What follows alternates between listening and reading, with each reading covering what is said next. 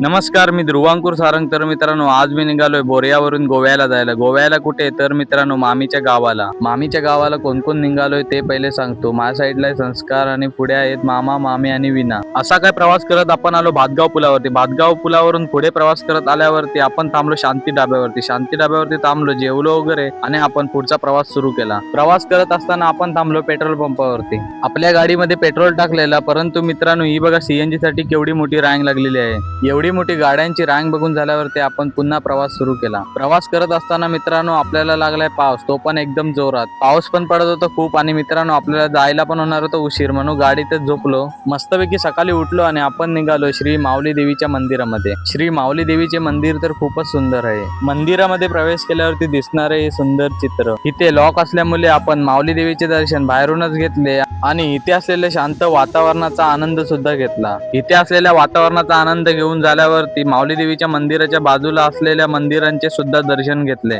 सर्व देवांचे दर्शन घेऊन झाल्यावरती आपण निघालोय ते म्हणजे आपल्या गाडीमध्ये पेट्रोल टाकायला. पेट्रोल पंपावरती पोहोचलो, आपल्या गाडीमध्ये पेट्रोल टाकलेलं आणि आपण निघालो घरी जायला. घरी येताना आपल्याला भेटला रायडरला हात केलेला आणि थोडे पुढे आलो आणि आपल्याला दिसले हे गणपती बाप्पाचे सुंदर मंदिर. इथली मूर्ती तर एकच नंबर आहे. तर इथे आपण बाहेरूनच दर्शन घेतलेले आणि आपण आलो घरी. तर मित्रांनो, व्हिडिओ आवडली असेल तर लाईक करा, नवीन असेल तर सबस्क्राईब करा. चला भेटू अशाच एक नवीन व्हिडिओ मध्ये.